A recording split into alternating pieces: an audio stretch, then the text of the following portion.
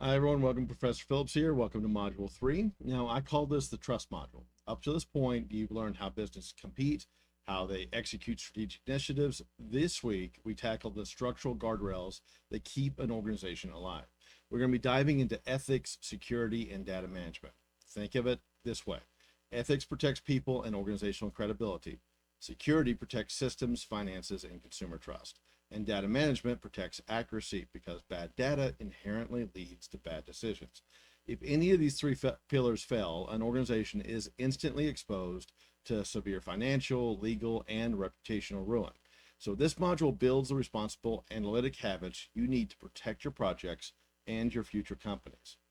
Now, our text and lecture content this week will cover two main domains. In Chapter 5, we're going to focus on ethical and security issues in IT. You will examine real-world dilemmas associated with modern technology. You're going to master some fundamentals of the information security and learn the critical distinction between hackers and actual malware and viruses.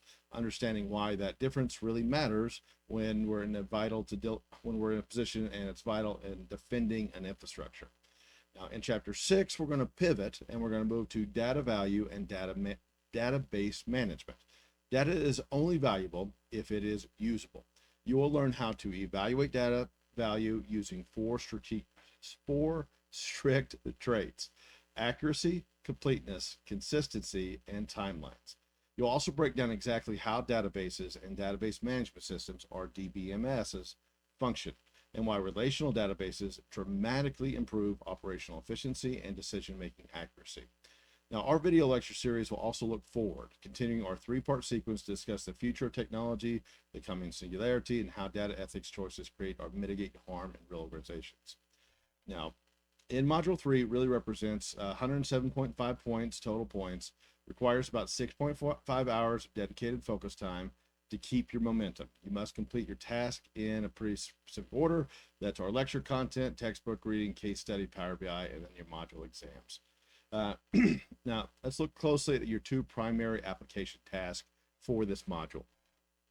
Your case study places you in the role of a data compliance officer for this module. You will be analyzing a TED Talk by Fred Kate, which is critiquing the broker's notice and consent model. Then you'll perform an anti-AI fine print audit by digging into the actual privacy policy of a free app on your phone, quoting the exact lines where they are monetizing your data. Finally, you'll complete a role-play memo navigating the legal and ethical fallout of a dynamic pricing algorithm, which Walmart is starting to participate in, that changes ticket prices based on a user's device type and browser history. For your Power BI project, we're tackling relationship management. You will load a new version of our Apocalypse dataset to master data modeling, currently like a one-to-one relationships or one-to-many relationships, and a cross-filter direction. Now, the tip for this week is do not rush your relationships in Power BI. If your relationship modeling is wrong, your filters will cross-flow incorrectly, which completely breaks your visual charts and totals. Spend that time practicing this unit until it's routine. Now, let's look at our deadlines. We know that we have absolute strict deadlines in the class. Everything's always due on a Friday at 5 p.m. For the accelerated 8-week course, Module 3 is due at the end of week 3. For the traditional 16-week course, Module 3 is due at the end of week 6. Your work must be submitted before Friday at 5 p.m. on the deadline. As always, late work is not accepted under any circumstances. And if it's submitted 1 minute late or 1 day late, it will receive the same 0.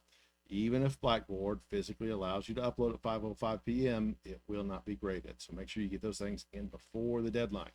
For your case study, you must copy and paste your text directly into the discussion board body, as well as attaching your Word document to the plagiarism detecting link and uploading that to there. Finally, remember all the grades are strictly based on correctness and accuracy, not on effort alone. An average work earns an average grade, which is a C. Above average grade earns a B, and exceptional work earns that A. There are no curves or bonus in our class. Just like a bank account, whatever you put in is what you're able to take out. So as you earn and grow, your points will go in, your grades will go up. So guys, jump into the material. If you need anything this week, make sure you protect your data relationships and build some secure habits, and I will see you in your work. Have a very fruitful day. Bye, guys.